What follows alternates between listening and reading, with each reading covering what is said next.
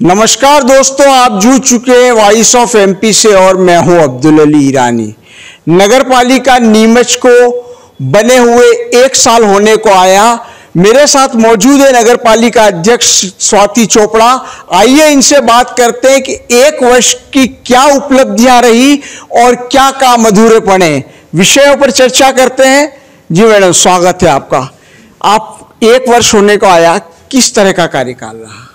जी, बहुत अच्छा कार्यकाल रहा, ऐतिहासिक रहा। 1 साल में हम लोगों ने जो प्रस्ताव पास किए हैं, कुछ 500 प्रस्ताव जो शहर के विकास के लिए हैं, तो वो अपने आप में एक बड़ी चीज़, बड़ी उपलब्धि है।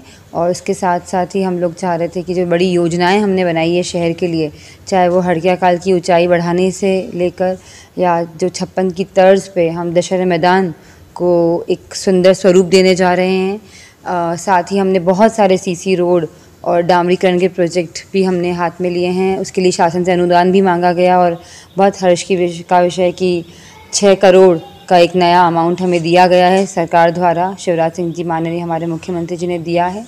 तो बहुत सारे काम हुए हैं और बहुत सारे काम होने वाले हैं। मैडम, 500 प्रस्ताव आपने पारित किए जैसा कि आपने बताया, लेकिन जमीन पर कितने उतरे हैं और उसके लिए जो बजट चाहिए, जो राशि चाहिए, उसका कैसे आप व्यवस्था बिठाएंगे?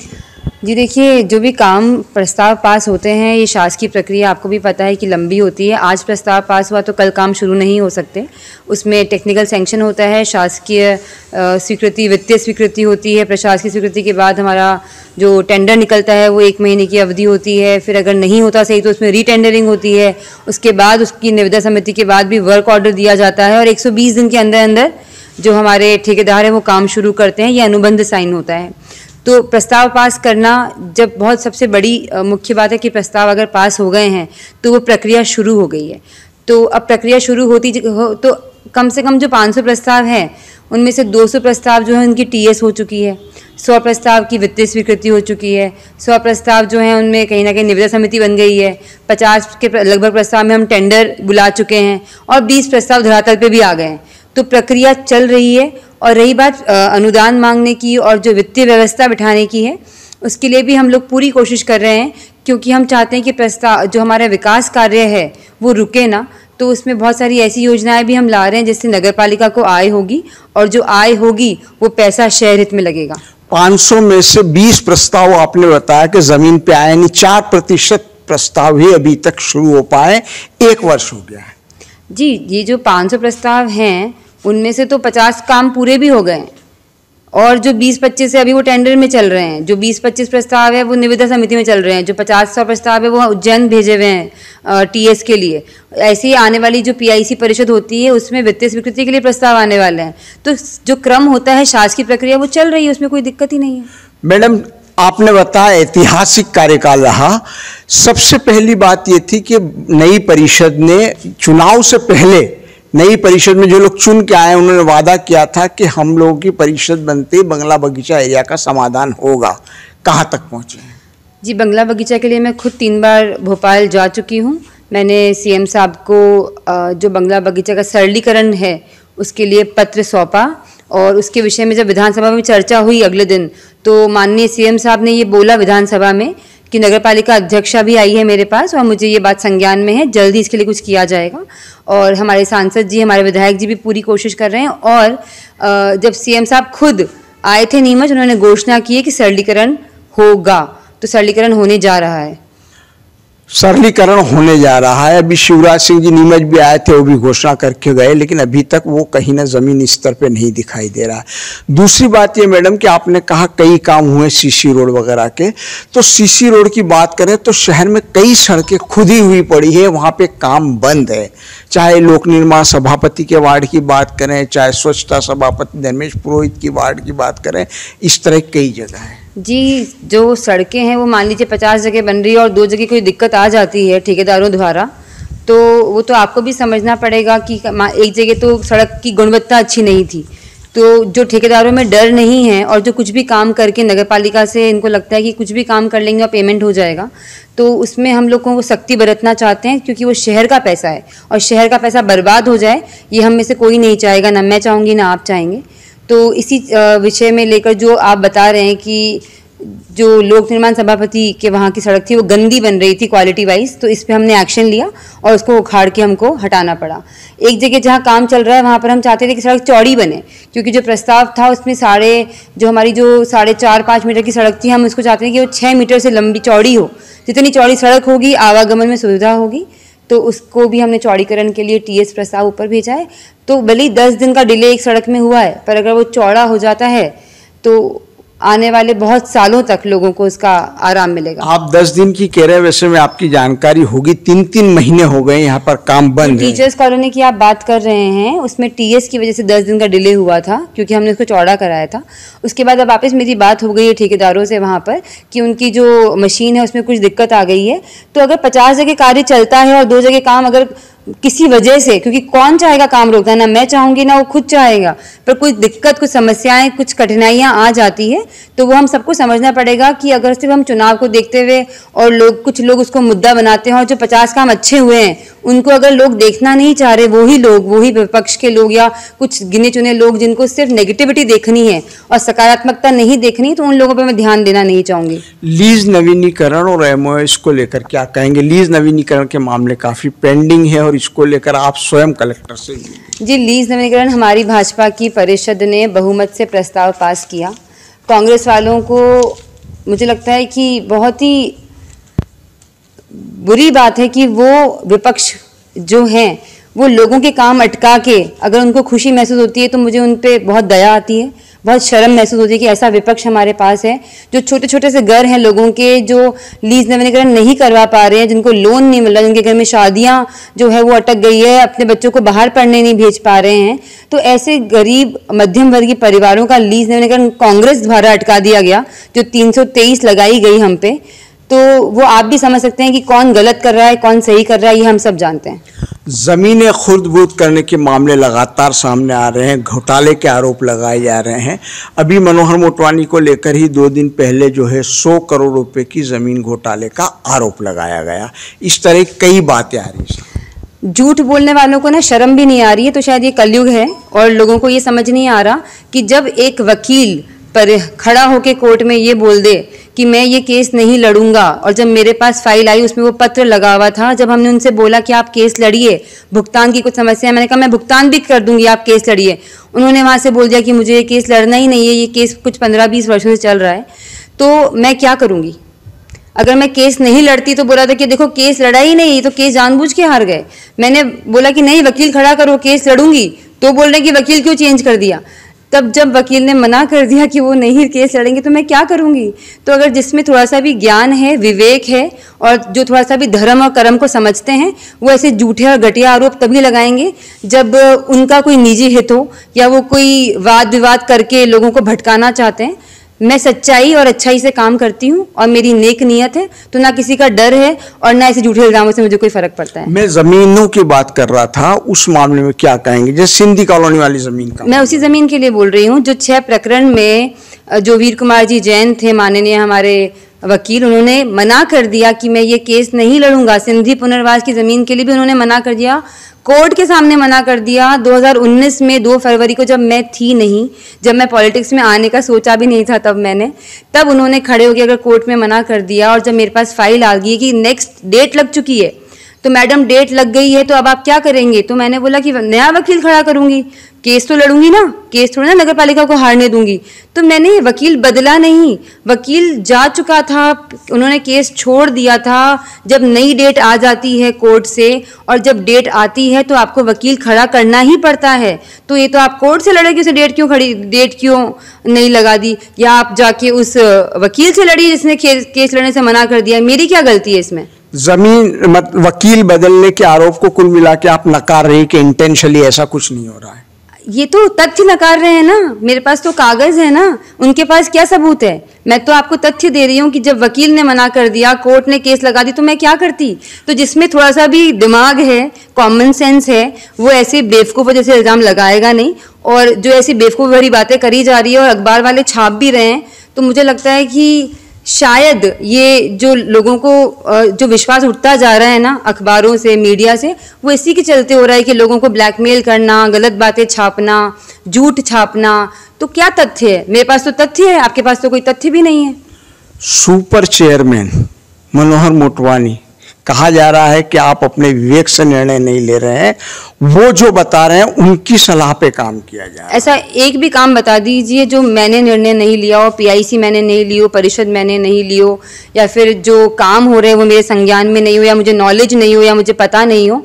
लोक निर्माण जो विभाग है वो अपने आप में बड़ा होता है। 30, 40, 50% जो काम होता है वो लोक निर्माण का ही होता है, जो नए काम चलते हैं। स्वच्छता अपने आप में एक विभाग है जो धर्मेश जी हमारे बहुत अच्छा देख रहे हैं। मैं उनके साथ बहुत बार बहुत जगह गई हूँ। वंदना भाभी राजस्व देखती है, मैं उनके साथ बहुत जगह रहती हूँ। जहाँ भी जलकर का मामला होता है, छाया भाभी और मैं साथ में मीटिंग लेते हैं। तो मुझे तो समझ ही नहीं आ रहा कि कोई एक जना झूठ बोलेगा और उसी झूठ को सब लोग आगे से आगे परोसते जा रहे हैं।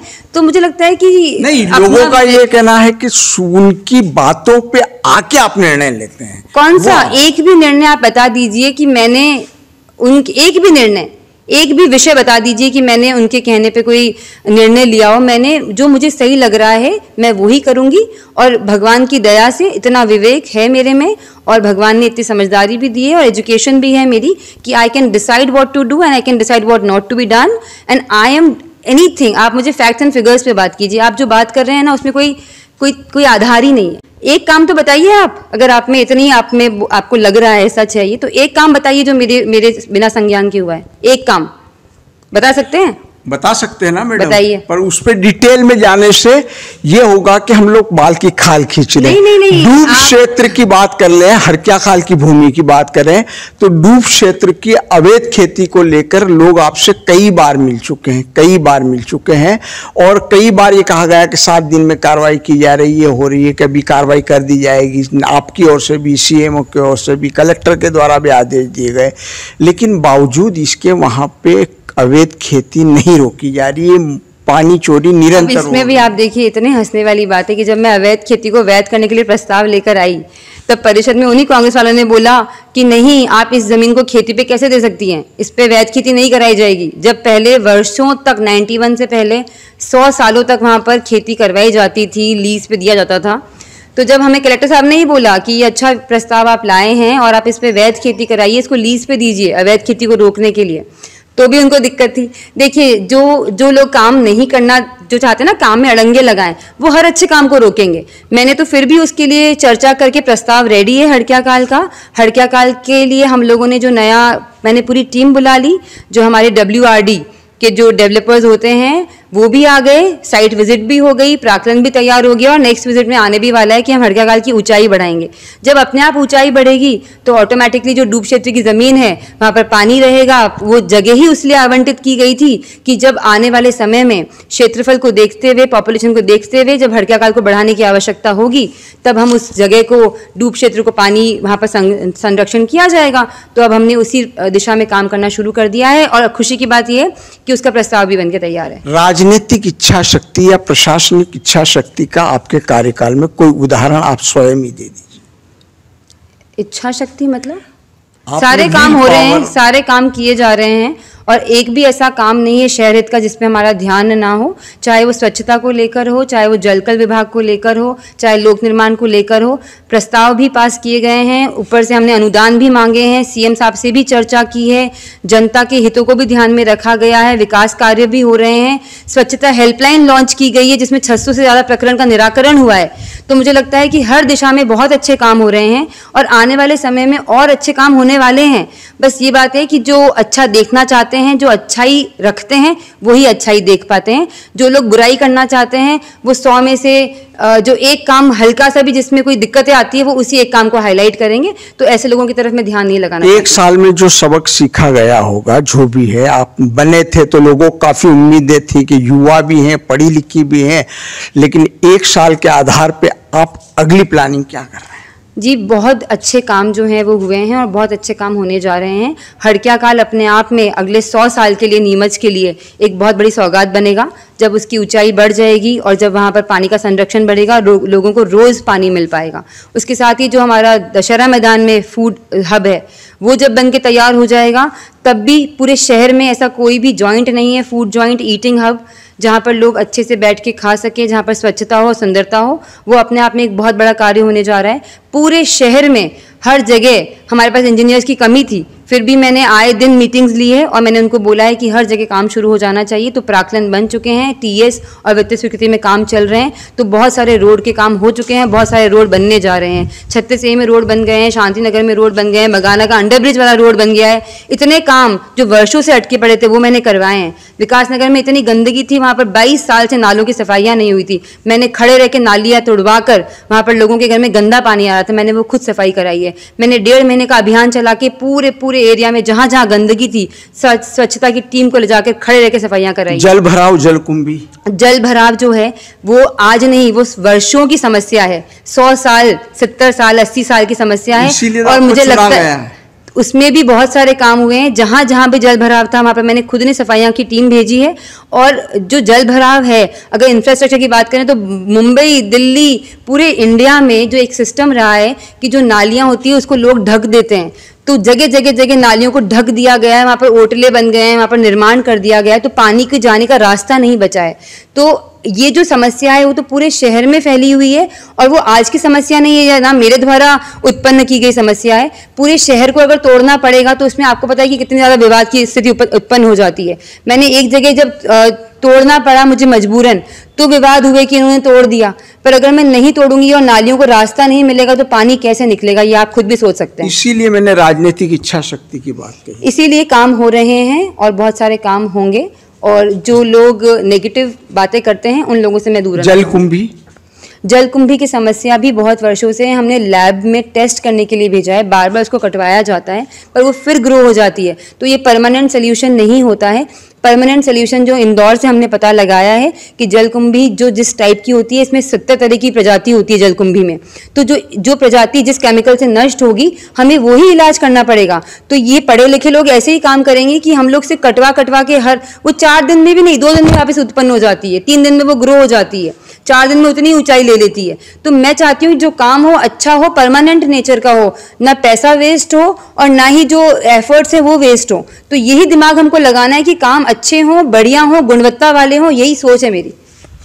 सोच तो अच्छी है कि काम बढ़िया हो, व्यवस्थित हो, गुणवत्ता वाले हो, लेकिन सवाल यह है कि 1 साल बीतने के बावजूद जैसा कि देखा जा रहा है कि वो जमीन पर नजर नहीं आ रहे हैं। उनका कहना है कि देखने को अगर देखा जाए तो बहुत सारे काम ऐसे किए गए हैं जो जमीन पर दिखाई दे सकते हैं, लेकिन और भी योजनाएं बताई गई। लेकिन इन सारी बातों में जो सबसे बड़ी बात आ रही है सामने, जैसा कि मैडम ने कहा कि 500 प्रस्ताव लाए गए, लेकिन 500 में से 20 जमीन पर उतरे और 50 के काम पूरे कर लिए गए। आवश्यकता इस बात की पड़ रही है कि 500 प्रस्ताव लाए गए, भारी भरकम बजट लाया गया, लेकिन इसके लिए राशि की व्यवस्था नहीं हो पा रही है। साथ ही साथ उन्होंने सुपर चेयरमैन की बात पर, जमीनों के खुर्द-बुर्द की बात को लेकर जवाब दिया। जनता को फैसला करना है कि वो 1 साल के इनके रिपोर्ट कार्ड के आधार पर किस तरह से आती है। वॉइस ऑफ एमपी के लिए मेरे सहयोगी पवन राव शिंदे के साथ अब्दुल अली ईरानी।